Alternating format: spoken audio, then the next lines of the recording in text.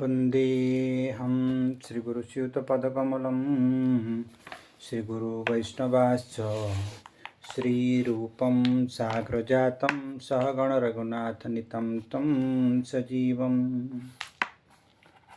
साद्वैतं सावधूतं परिजनसहितं श्रीकृष्णचैतन्यदेवं श्रीराधाकृष्णपादान् सहगणललिता श्रीविशाखान्वितां च। नमो ब्रह्मण्यदेवाय गोब्राह्मणहिताय च जगद्हिताय कृष्णाय श्रीगोविन्दाय नमो नमः। जय जय गोपाल गोपी गोवर्धन नंद जशोदा माई दाऊ गोकुल वृंदावन। जय कीरति वृषभानु राधिका अष्ट सखी गण। जय जय जमुना पुलिन रास मंडल के मंडन। कामधेनु अभिषेक कर गोविंद पद भूषित किए। गोसेवा आदर्श हित नारायण गोविंद भई। आज गो भक्तमाल के मंगलाचरण का पाठ कर रहे हैं। गो भक्तमाल की निर्विघ्न परिसमाप्ति की कामना से मंगलाचरण में गो माता तथा सपरिकर गोविंद का स्मरण किया गया है। उनका गोपाल नाम सार्थक है। गो सेवा की भावना के आदर्श की स्थापना के लिए भगवान नारायण अवतरित हुए। गोविंद कुंड में कामधेनु ने स्वयं आकर उन्हें गोविंद पद पर अभिषिक्त किए।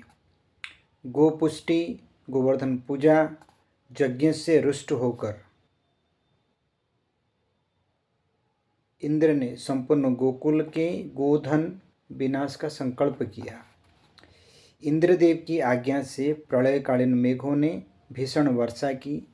श्री गोपाल कृष्ण ने गिरिराज गोवर्धन को बाएं हाथ की कनिष्ठ उंगली पर धारण कर गाय एवं गोपों की रक्षा की। इंद्र बाल बांका भी न कर सका। उनका झूठा अभिमान उतर गया। वह भयभीत होकर गोमाता कामधेनु को आगे करके श्री कृष्ण की शरण में आए। कामधेनु ने अपने स्तनों के दुग्ध से श्री कृष्ण का अभिषेक किए। आकाश गंगा के जल से ऐरावत ने अभिषेक किए। अभिषेक के दुग्ध से गोविंद कुंड का निर्माण हुआ। कामधेनु माता ने अभिषेक कर गोपाल को गोविंद पद से अलंकृत किए। गो भक्तिमान गोपाल का गोविंद शब्द से जय घोष हुआ। वास्तव में गो सेवा की अनिवार्यता और महत्व प्रकट करने के लिए ही भगवान नारायण गोलोक से ब्रजभूमि में पधारे। उन्हीं गोपाल का सपरिकर मंगलाचरण में स्मरण किया गया है। श्री कृष्ण, श्री दाऊजी, श्री नंद बाबा, मैया जसोदा, अष्ट सखीगण सहित श्रीमती राधा रानी, श्री कीर्ति माता और श्री वृषभानु तथा असंख्य गो समूहों की जय जयकार की गई है। वेदों के शब्दकोश निघंटु में गो शब्द के अर्थ प्रकट हुआ है। गच्छति इति गौ अर्थात जो चलती है, गतिमान है, अतः संपूर्ण विश्व गौ है। धू स्वर्गलोक, आदित्य किरण, नक्षत्र, सूर्य, चंद्र किरणों को गो कहते हैं। गो रीति पृथिव्या नामधेय जदस्त्या भूतानि गच्छति। गो शब्द पृथ्वी वाचक है। भूमि से उत्पन्न स्वर्ण रत्न वृक्ष वनस्पति धन धान्य आदि को भी गौ कहते हैं। इस प्रकार गाय को विश्वरूप माता पिता बंधु भूत भविष्य धारक पालक कहा है। उस विश्वरूपा गोमाता का मंगलाचरण में प्रथम नाम कह, पुनः उनके प्रधान व प्रथम भक्त भगवान गोविंद का स्मरण किया गया है। भक्तगण एक ही भगवान को निर्गुण और सगुण रूप में भजते हैं। वेदों में भगवान के विशेषण आत्माराम, आत्माकाम, निर्गुण आदि शब्दों का सगुण उपासक भक्त सरल और स्वाभाविक सगुण परक अर्थ ग्रहण कर लेते हैं।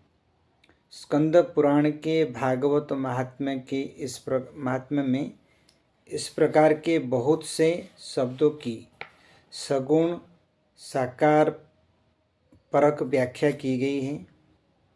आत्मा तो राधिका तस्य आदि पदों के द्वारा आत्माराम, आत्माकाम की मधुर व्याख्या हुई है। पुरुष सूक्त में श्रीश्चते लक्ष्मी इस मंत्र में भगवान की आदि शक्तियों के 2 नाम आए हैं। उनमें जो भूदेवी है वो गोमाता ही है। धेनु शब्द आह्लाद वाचक है होने से भक्ति अर्थ को व्यक्त करता है। भक्ति आधीन कृष्ण राधा आराधन और गोचारण सुख लेने के लिए गोलोक से निज परिकर के संग पुण्य ब्रजभूमि में प्रकट हुए। गोपाल कृष्ण का अवतार प्रयोजन गो आराधन है।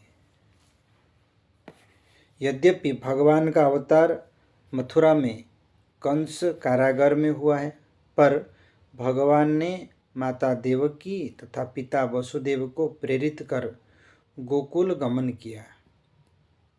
यहाँ प्रातःकाल कृष्ण जन्मोत्सव मनाने के लिए संपूर्ण ब्रजवासी सज धज कर दधिकादो मनाकर नाचने गाने लगे।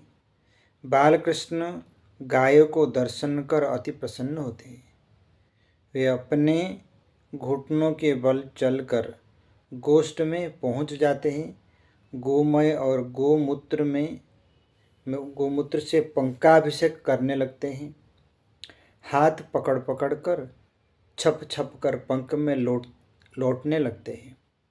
यह दृश्य देखकर माता जसोदा कहती है कि अरे कृष्ण, तू तो उसी पिछले जन्म में शुकर था। भगवान शुकर अवतार का स्मरण कर पिछले जन्म को हंसने लगते हैं।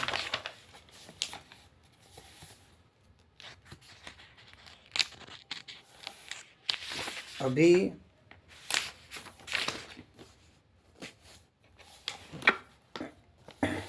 कृष्ण गोपाल बालक ही है, पर आग्रह कर यमुना जी के निकट ग्वाल वालों के साथ गोवत्स के चारण के लिए जाने लगे। खेल खेल में ही बच्छासुर, बकासुर, अघासुर का उद्धार किए। एक दिन ग्वाल वालों के साथ यमुना पुलिन पर लीलापूर्वक छिन छिन कर ग्वाल वालों का झूठा खाने की छाक लीला देखकर ब्रह्मा जी को मोह हो गया। यह कैसा ब्रह्म है? वे वत्स तथा ग्वाल वालों को चुरा ले गए। तब भगवान श्री कृष्ण ने स्वयं वत्स ग्वाल वालों का रूप धारण कर लिए। इस प्रकार ब्रज की माताओं, गायों तथा कन्याओं का वर्ण कर कृतार्थ किया। 1 वर्ष पीछे ब्रह्मा जी ने पूर्ववत लीला देखी तो चकरा गए। सर्वत्र ग्वालवाल वत्स जय देखकर चरणों में पड़कर विनय की। उत्सुक माताओं, गायों तथा कन्याओं का अपने बालकों, वत्सों तथा पतियों के प्रति अपूर्व प्रेम देखकर ध्यान लगाकर भगवान की लीला का रहस्य समझकर श्री बलराम जी पुलकित हुए। ब्रह्मा जी ने चरणों में पड़कर दैन्यपूर्ण स्तुति की। भगवान ने भक्तों गायों से बिछोड़ कराने को महद अपराध माना और शाप दिया कि तुम पृथ्वी पर जन्मांध जन्म लोगे। पीछे भक्त की कृपा से नेत्र प्राप्त कर उनका आराधना कर दिव्य दृष्टि प्राप्त कर भक्तों का चरित्र गान करके साप से मुक्त हो जाओगे। ब्रह्मा जी नाभा गोस्वामी रूप में जन्म लिए। श्री कृष्ण अवतार का मुख्य प्रयोजन गो आराधना है। कृष्ण लीला में यह सर्वत्र प्रकट होता है। श्री सुखदेव जी गोमूत्र गोमय से अभिषिक्त नीलमणि के अंग विलोपित पंख को गो महिमा प्रकट करने के लिए पंकागराग कहते हैं। आगे जमुना के कालियतः के विषाक्त जल पीने से मृत गाय ग्वाल वालों को जीवित कर कालिया नाग का निग्रह कर श्री जमुना जी से निकालते हैं। इंद्र यज्ञ निषेध कर गोपुष्टि यज्ञ गोवर्धन पूजन कराते हैं। इंद्र यज्ञों को निषेध किए भगवान ने करके गोवर्धन की पूजा कराए। इससे रुष्ट होकर इंद्रदेव ने कोप करते हैं। तब श्री भगवान गिरिराज गोवर्धन धारण कर अतिवृष्टि से रक्षा करते हैं। वन में दावाग्नि लगने पर अग्नि पान कर गायों की रक्षा करते हैं।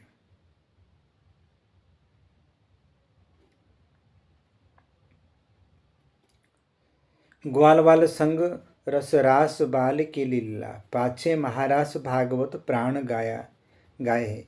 कुछ और बड़े होने पर नीलमणि गोचारण के लिए मचल गए। मैया में गाय चरावन जय हो, तू कह महर नंद बाबा सो बड़ भयो न डरे हो। भाग्य से ही श्री सांडिल्य जी पधारे और अगले दिन गोपाष्टमी को ही गोचारण के लिए शुभ मुहूर्त बताया। विधिवत गो पूजन कर दान मान तथा द्विज भोजन कराए। शुभ मुहूर्त में लाला ने गोचारण के लिए प्रस्थान की। मैया कामरी लकुट और जूती ले आई। जूती को देखकर गोपाल ने कहा, मैया गो उपासना में जूती का क्या काम। भगवान कृष्ण नंगे पग गायों के पीछे पीछे जाते। सायंकाल को गोरज से धूसरित श्याम सुंदर की शोभा का दर्शन कर गोपियां अपने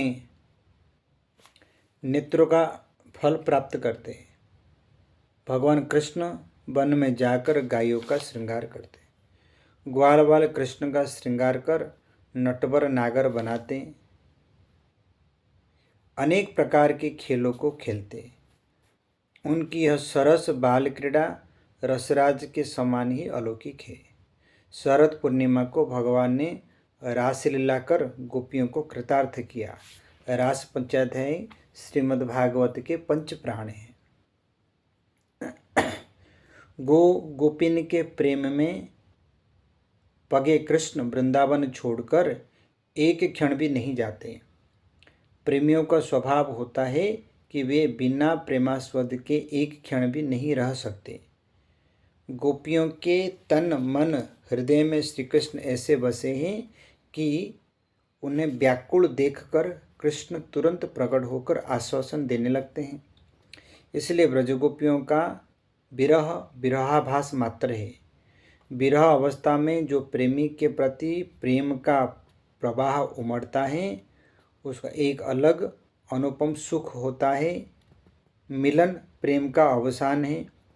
राधा रानी के उस विरहजन्य अनुपम सुख हेतु लालायित होकर कृष्ण चैतन्य महाप्रभु बने। उनकी गंभीरा मंदिर की लीला उसी सुख का दिग्दर्शन है। गोमाता के प्रति श्री कृष्ण के अकथनीय प्रेम की कोई कल्पना भी नहीं कर सकते।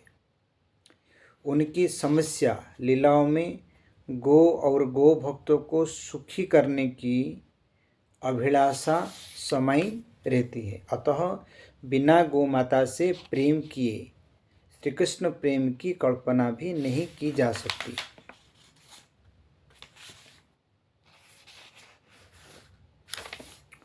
गो भक्तमाल के प्रारंभ में श्री मंगलाचरण में गो प्रति टीकाकार मूल ग्रंथ के यथार्थ भाव पे प्रकाशन के लिए तथा ग्रंथ की निर्भिन्न टीका के लिए गोमाता उनके परम भक्त गोपाल जी, श्री सदगुरु जी गणिदास जी महाराज, सब गुरु भगवान दत्त शरणानंद जी, इन सब ने गो भक्तमाल की सुंदर भाव से वर्णन किया है। भक्त भक्ति भगवंत गुरु चतुर नाम बपु, एक इनके पदवंदन की नाश ही विघ्न अनेक।